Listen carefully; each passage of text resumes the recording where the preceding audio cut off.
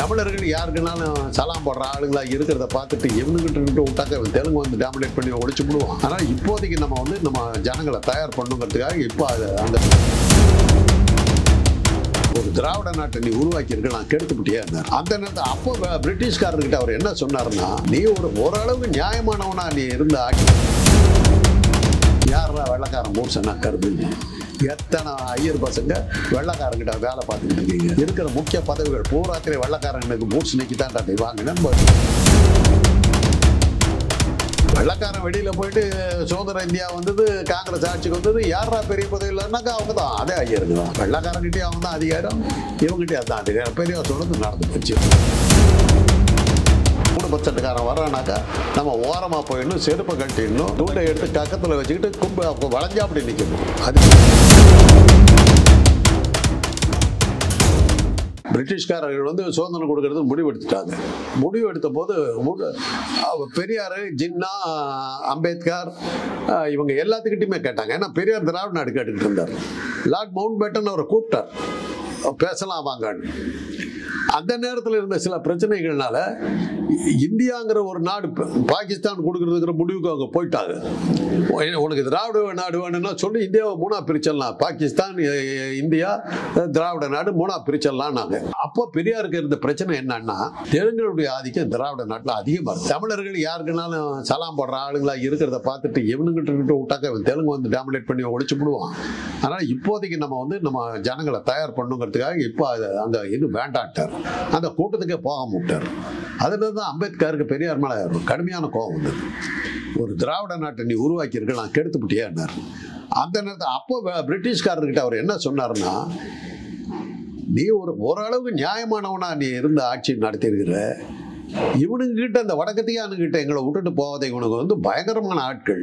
எங்களுக்கு இந்த சுதந்திரம் நாங்கள் வந்து கொஞ்சம் சுயமரியாதையோடும் தன்மானத்தோடவும் பொது ஒரு சமூக நிதியோடும் வாழ்றதுக்கான ஏற்பாடுகள் செஞ்சு அதுக்கு பிறகு நீ எங்களை விட்டுட்டு போ, இப்போ எங்களுக்கு சுதந்திரம் வேணான்னாரு. இதில் சொன்னது வந்து பிராமணர்களை குறியா வச்சு தான் அவர் சொன்னார். அன்னைக்கு இருந்த அச்சு ஊடகங்கள் பூரா பிராமணர்கள் கையில் இருந்ததுனால உடனே அவங்க பெரியார் சுதந்திரத்துக்கு விரோதமாக நடந்து கொண்டவர், சுதந்திர வெள்ளைக்காரனுடைய பூட்ஸ்னக்கிகள் அப்படின்லாம் சொன்னபோது அப்பதான் அண்ணா வந்து ஆரிய மாயன்னு ஒரு புக் எழுதினார். யாரா வெள்ளக்காரன் மூர்சனா கருதுங்க. எத்தனை ஐயர் பசங்க வெள்ளக்காரங்கிட்ட வேலை பார்த்துக்கிட்டு இருக்கீங்க. இருக்கிற முக்கிய பதவிகள் பூராத்திரை வெள்ளக்காரனுக்கு பூட்ஸ் நீக்கி தான் வாங்கினேன்னு எழுதினார். அண்ணாவை ஜெயிலில் தள்ளிவிட்டார். அதே அடிப்படையில் ஏபிபி ஆசை தம்பி காந்தியார் சாந்தி அடையன்னு ஒரு புக் எழுதினார். அவரையும் உள்ள தள்ளினாங்க. அண்ணாவை வந்து சும்மா தள்ளினாங்க. ஆசை தம்பிக்கு மொட்டை அடித்து கரை டவுசர் கொடுத்து கொலை குற்றம் பண்ண மாதிரி ஜெயிலில் தள்ளினாங்க. அந்த அளவுக்கு பார்ப்பன ஆதிக்கம் இருந்தது. வெள்ளக்காரன் வெளியில் போயிட்டு சுதந்திர இந்தியா வந்தது, காங்கிரஸ் ஆட்சிக்கு வந்தது, யாரா பெரிய பதவி இல்லைன்னாக்கா அவங்க தான். அதே ஐயருங்க தான். வெள்ளக்காரங்கிட்டே அவங்க தான் அதிகாரம், இவங்ககிட்டே அதுதான் அதிகாரம். பெரியவர் சொன்னது நடந்து போச்சு. பார்ப்பனர்களுக்கு முழுசா போச்சு. இன்னைக்கு ஒரு மாட்டின்னு முடிக்கிறோம். அந்த சுதந்திரம் கிடைக்கல.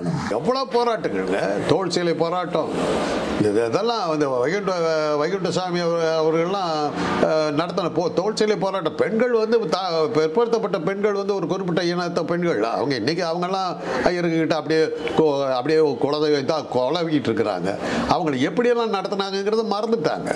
இப்போ தமிழிசையில் அதை யோசிக்கணும். அவங்க இனத்தை அவங்க என்னென்ன பண்ணாங்கிறத தமிழிசையும் குமரி இனம்னு சொல்லணும்.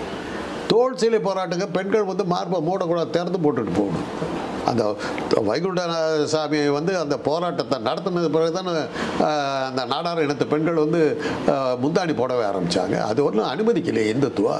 இன்னும் என்னன்னாக்கா அவங்களுடைய மார்பு என்ன சைஸில் இருந்து அந்த சைஸுக்கு தகுந்த மாதிரி வரியெல்லாம் போட்டாங்க. சொன்னால் கேவலம், இதெல்லாம் வெளியில் பேச முடியாது. நீங்கள் அப்படியெல்லாம் நடந்தது.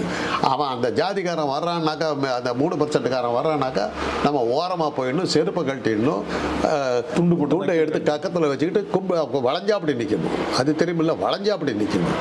இதெல்லாம் அன்றைக்கி இருந்த சட்டங்கள், சனாதன சட்டங்கள், அதெல்லாம் உடைச்சிக்கிட்டு வந்தது தான் இது. இன்றைக்கி பெரியாரெல்லாம் போட்ட போராட்டத்துக்கு பிறகு தான் இன்றைக்கி அவங்க அடங்கி உட்கார வச்சு நம்ம நிற்கிறோம்.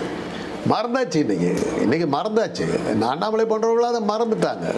என்ன துரோகிகள்.